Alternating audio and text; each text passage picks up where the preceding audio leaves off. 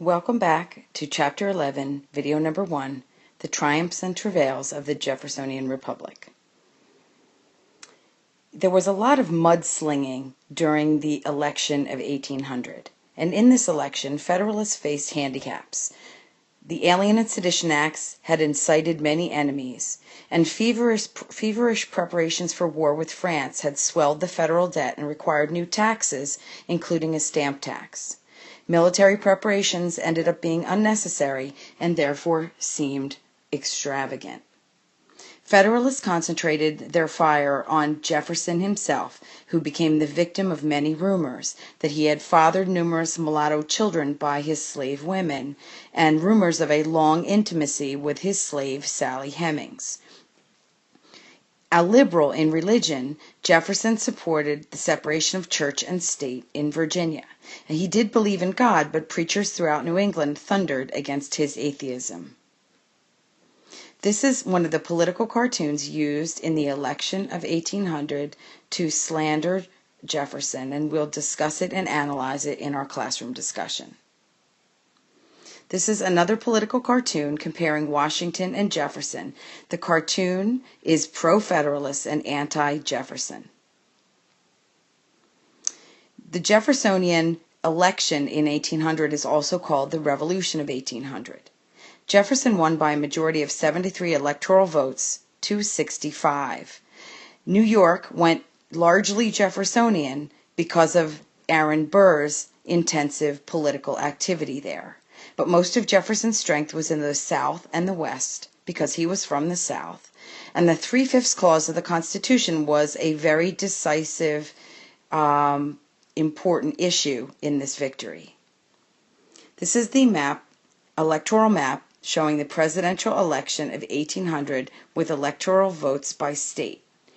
Aaron Burr and his political campaigning for president against Jefferson during this time period would be very similar to some of the ways that political parties and machines would act in future elections. Jefferson's victory was dampened by an unexpected deadlock. Jefferson, who was the presidential candidate from the Democratic-Republican Party, and Aaron Burr, who was the vice presidential candidate also for the Democratic-Republican Party, received the same number of electoral votes for the presidency. So in the event of a tie, the Constitution says that a tie can only be broken by a vote in the House of Representatives. The House at that time was controlled by Federalists who preferred Aaron Burr over Jefferson. But Jefferson won after a few Federalists abstained from voting, largely on the advice of Alexander Hamilton. This is sometimes referred to as the Revolution of 1800.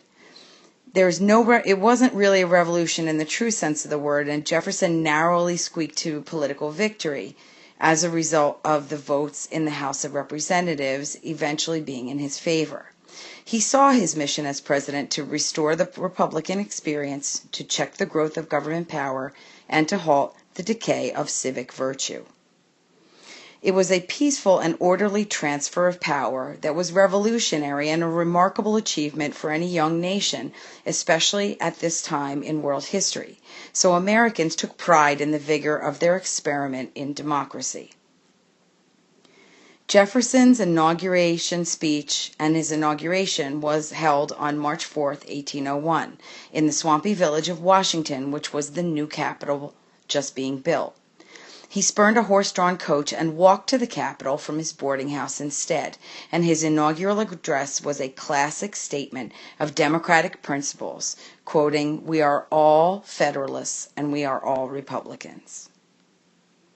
The new Capitol reflected the simplicity and frugality of Jeffersonian Republicans as well. In contrast with the elegant atmosphere of the Federalist Philadelphia, which was the former temporary capital of the United States, Jefferson extended democratic principles to etiquette as well. He established the rule of pell-mell at official dinners, which meant that you could sit wherever you wanted to, regardless of regard to rank. And he was shockingly unconventional in receiving guests also, and was said to sometimes open the white door to the White House in his pajamas to greet guests. He started the precedent of sending messages to Congress to be read by a clerk as well, because he preferred writing to them rather than speaking to them. Yet Jefferson in practice reversed many political principles that he had championed. In practice, there were two different Jeffersons. He had two different opinions about how the government should be run, but as president, he often took the other action. One was as a scholarly private citizen, and the other was a harassed private official. So he was therefore pretty consistently inconsistent, and it's easy to quote one thing that Jefferson says to refute the other thing. Thomas Jefferson's Polygraph is shown in this picture in 1806. And basically, when Jefferson wrote for ideas and inventions, he used this to make copies of the letters that he penned. So basically, you can see that as he's writing on one side, the writing is also happening on the other. Jefferson's eviction of the Federalists marked the first party to overturn in political history. Jefferson showed unexpected moderation as president. He dismissed very few public servants for political reasons, and the patronage-hungry Jeffersons watched Federalist appointees continue in office. Jefferson, however, was determined to undo the Federalist abuses, or as he saw them. So he pardoned martyrs that were convicted under the Sedition Act and reversed that. He enacted new naturalization law of 1802, which reduced the requirement of 14 years for the Alien Act back down to a 5-year requirement. And he had Congress repeal the excise tax because it hurt farmers. Albert Gallatin proved to be an able Secretary of the Treasury under Jefferson, and he agreed that the national debt was a bane rather than a blessing.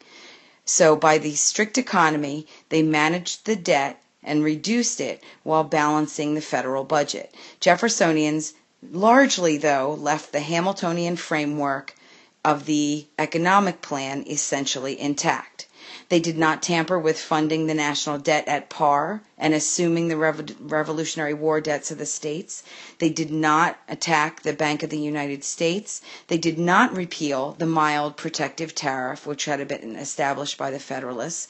And in future years, they even rechartered a larger bank and bolstered the protective tariff to higher levels. So Jefferson's moderation cemented the Revolution of 1800 because he showed political change not need be disastrous for the defeated group.